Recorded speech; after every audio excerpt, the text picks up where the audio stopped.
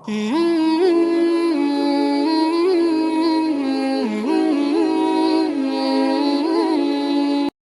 Anda menemukan pemandangan indah, bagus yang diucapkan Masya Allah. Masya Allah, maknya ta'ajub, kagum.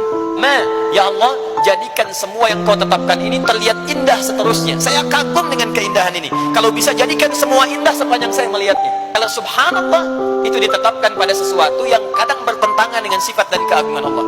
Quran surah 2 ayat 116. Mereka katakan wa qalu takhadallahu walada. Mereka berkata Allah punya anak. Subhanah, itu enggak benar.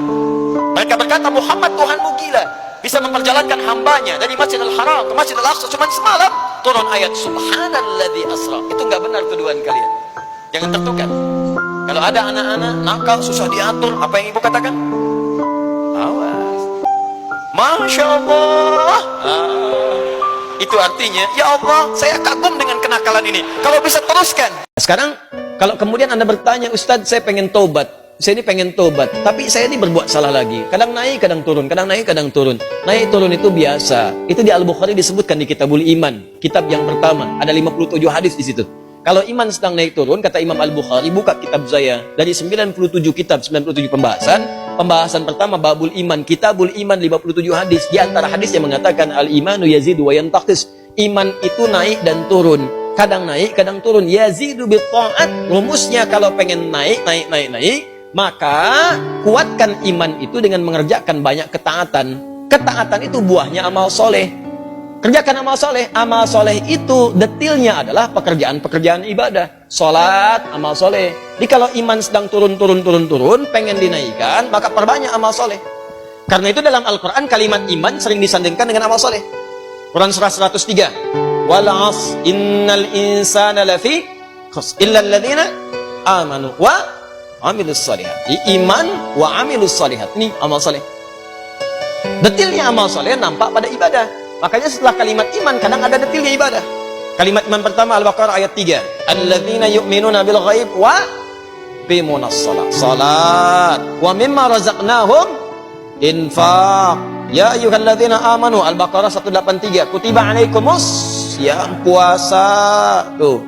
Kalau ada orang berbuat satu kali dosa dan dia salah, kata Allah, kamu urus dulu dosa itu, bersihkan dulu. Karena di akhirat lebih besar hisabnya. Jangan pulang dulu, sebelum engkau hapuskan semua itu, aku beri kesempatan. Kalau engkau mau memperbaiki diri, aku akan turunkan sifatku ghafir untuk menerima tobatmu. Turun, diampuni. Sifat manusia nggak sekali salah. Karena manusia itu tempat salah, ingat.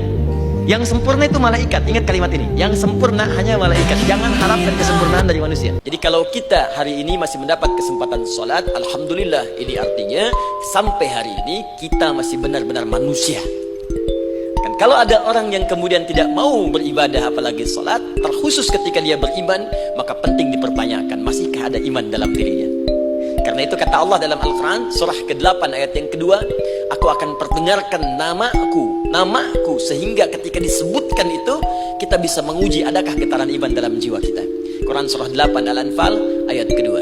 Innamal mu'minuna alladzina idza dzukirallahu wajilat qulubuhum. Sungguh orang yang masih punya iman itu kalau diperdengarkan nama Allah kepadanya akan ada getaran dalam jiwanya. Jadi kalau Anda menginginkan kehidupan yang mudah di rumah tangga, yang tenang, yang nyaman dalam pekerjaan, dalam interaksi sosial, kata Allah, hei, itu semua milikku. Datang kepadaku, minta kepadaku, karena semua sumber syafaat bersumber dariku.